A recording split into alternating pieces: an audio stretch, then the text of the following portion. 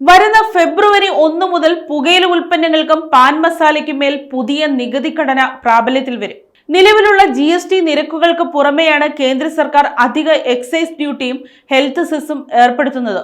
ഇതോടെ നിലവിലുള്ള GST compensation cess നിർത്തലാക്കും.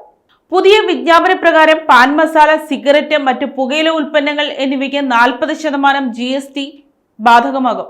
ഇതിനു പുറമെ പുകയില ഉൽപ്പന്നങ്ങൾക്ക് അധിക എക്സൈസ് ഡ്യൂട്ടിയും പാൻ മസാലയ്ക്ക് ആരോഗ്യ ദേശീയ സുരക്ഷാ സെസ്സും ഈടാക്കും. അതേസമയം ബീഡിക്ക് 18% GST നിരക്ക് തുടരും. പാൻ മസാല നിർമ്മാണത്തിനും പുകയില ഉൽപ്പന്നങ്ങൾക്കുമുള്ള അധിക നികുതി ചുമത്തുന്നതിന് കഴിഞ്ഞ ഡിസംബറിൽ പാർലമെന്റ് അനുമതി നൽകിയിരുന്നു. ഇതിന്റെ ഭാഗമായി ഉൽപ്പന്നങ്ങളുടെ പാക്കിംഗ് മെഷീനുകളുടെ ശേഷി നിർണ്ണയിക്കുന്നതിനും ഡ്യൂട്ടി പിരിക്കുന്നതിനുമുള്ള chewing tobacco and gutka packing machines tools 2026 എന്ന പുതിയ ചട്ടവും ധനമന്ത്രാലയം വിജ്ഞാപനം ചെയ്തിട്ടുണ്ട്. News desk, Kottarakkara media.